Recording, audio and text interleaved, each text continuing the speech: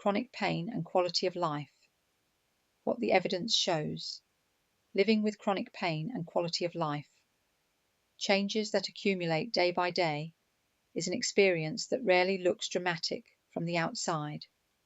There is no cast, no scar, no obvious marker of what is actually happening inside someone's daily life. But the people living with it know the truth. The missed dinners, the shortened working days, the quiet grief of becoming someone who has to plan around pain. What most people lack is not awareness of how much their life has changed. It is language for that change, data that validates it, and a clear path through it. This article brings that language and data together.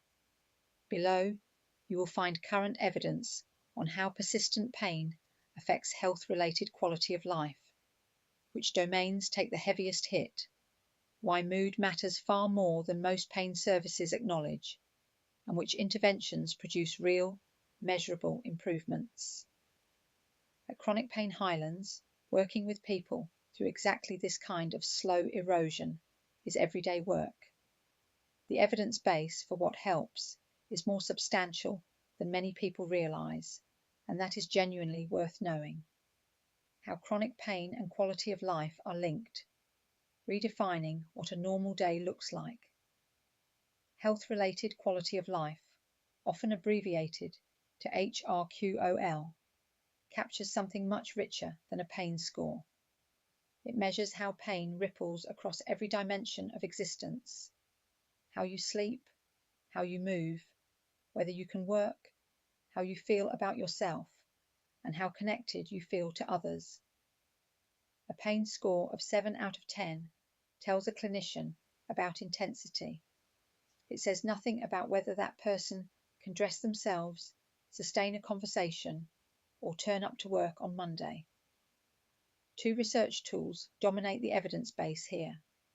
The SF-36 measures 8 distinct life domains, from physical functioning and bodily pain through to social functioning and mental health. The EQ5D takes a broader snapshot across 5 core areas, including mobility, self-care, and anxiety. Understanding these instruments briefly makes the data that follows far more meaningful than a set of abstract numbers. Chronic pain and quality of life. The domains hit hardest. The evidence is consistent. Physical function and work-related roles show the largest deficits, but social participation follows close behind. Understanding which areas suffer most is not about defining limits. It is about recognizing your own experience in the data, which is often the first step toward doing something about it. Physical functioning and fatigue, the domains most severely affected. The SF-36 bodily pain domain for chronic pain populations sits at a mean of 17.7, and vitality scores average just 26.9, compared with around 63 in healthy comparison groups. In practical terms, these numbers describe exhaustion that does not resolve with sleep, difficulty with basic physical tasks, and a progressive narrowing of what feels achievable in a day. The EQ5D evidence reinforces this. Chronic low back pain populations report problems across all 5 domains: mobility, self-care, and usual activities, not just pain and discomfort. Social withdrawal and the erosion of connection. Social functioning scores drop to 31.7 in chronic pain populations, compared with around 90 in healthy groups, a gap of nearly 58 points. This is one of the least discussed losses in chronic pain, yet it shapes quality of life profoundly. Persistent pain quietly dismantles social life through cancelled plans, difficulty sustaining engagement during flare-ups, and the particular shame that comes from repeatedly being unable to do what others seem to manage effortlessly.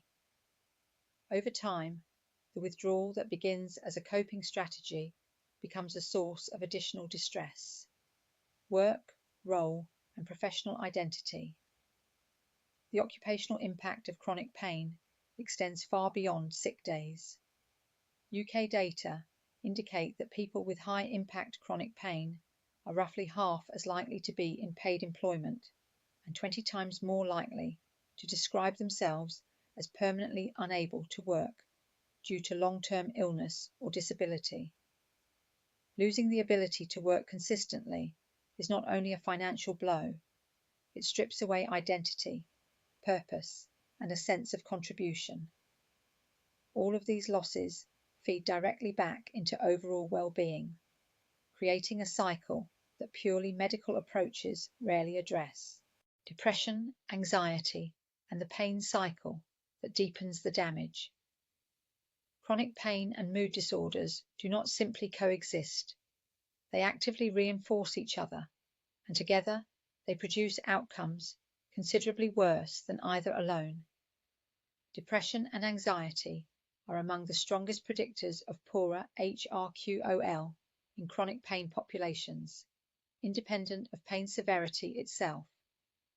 For anyone navigating both simultaneously, understanding this cycle is not demoralizing, it is clarifying. How comorbid depression and anxiety change the picture. Systematic reviews and cohort studies show a clear stepwise worsening across subgroups.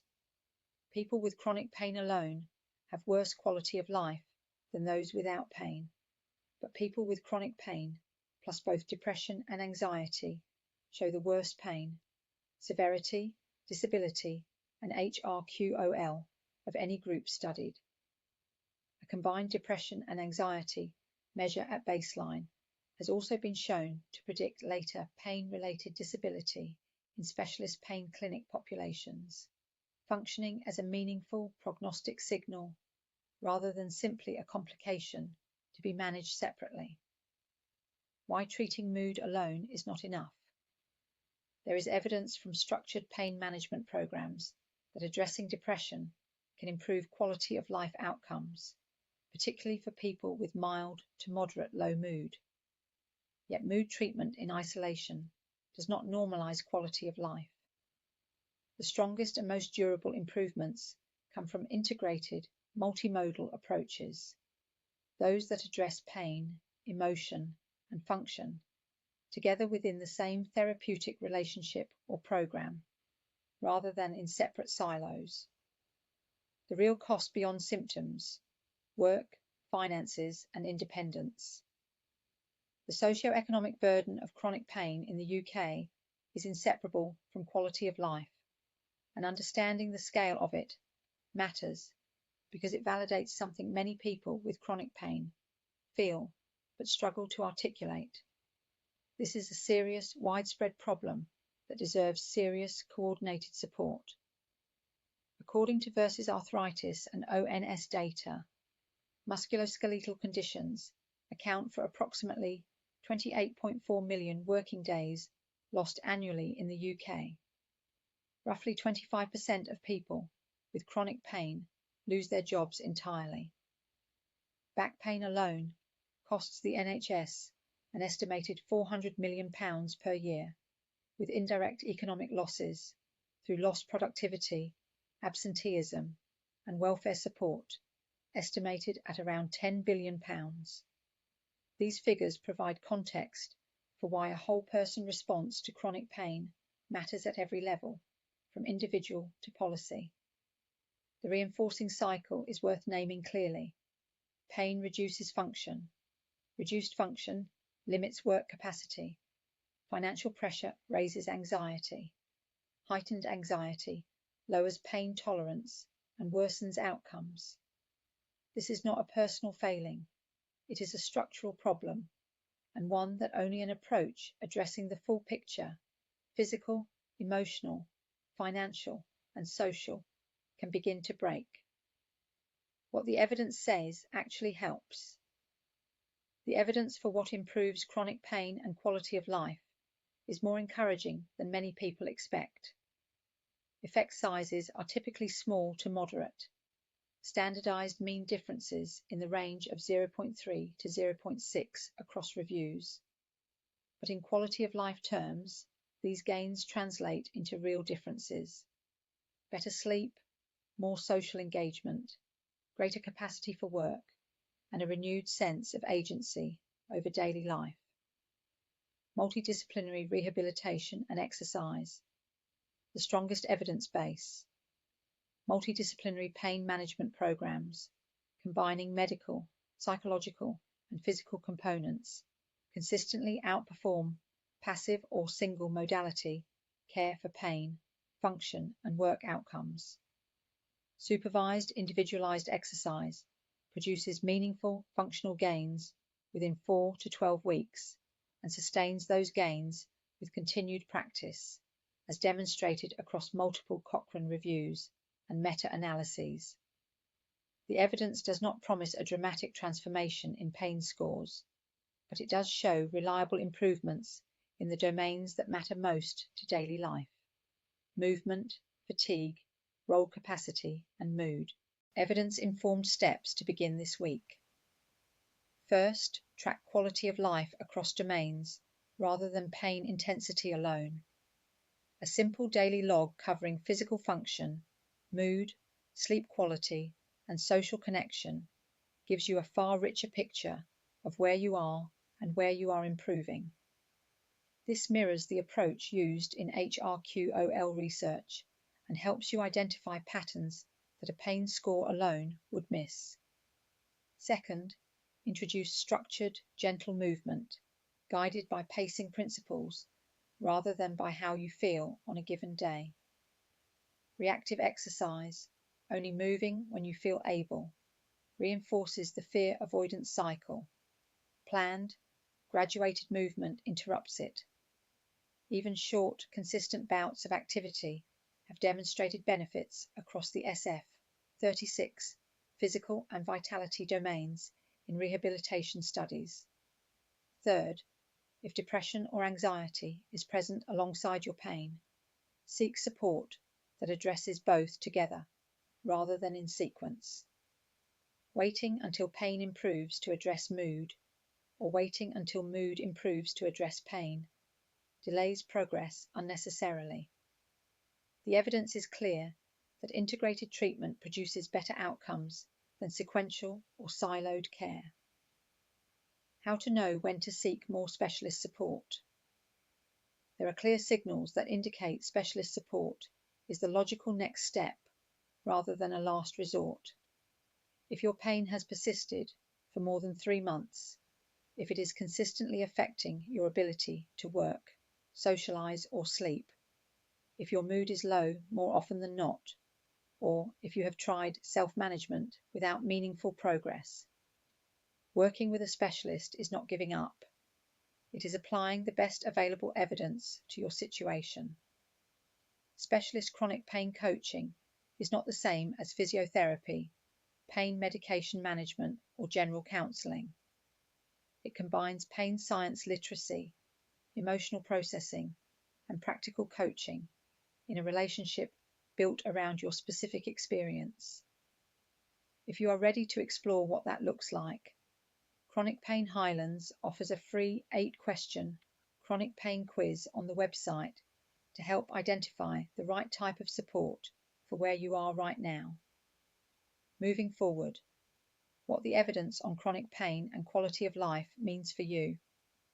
Chronic pain affects every domain of quality of life, with physical function and work-related roles hit hardest, and mood disorders amplifying the damage significantly. These are not marginal effects, and they are not inevitable. The evidence consistently shows that integrated whole-person approaches, ones that address pain, emotion, function, and behavior together, produce meaningful improvements across the domains that shape daily life. Understanding your pain through a biopsychosocial lens is not an academic exercise. It is the foundation on which genuine recovery is built. Knowing that the nervous system can learn and unlearn patterns, that mood and pain are bidirectionally linked, and that exercise and psychological support have real evidence behind them will not make pain disappear overnight, but it changes the relationship with it, and for many people, that shift is precisely where progress starts.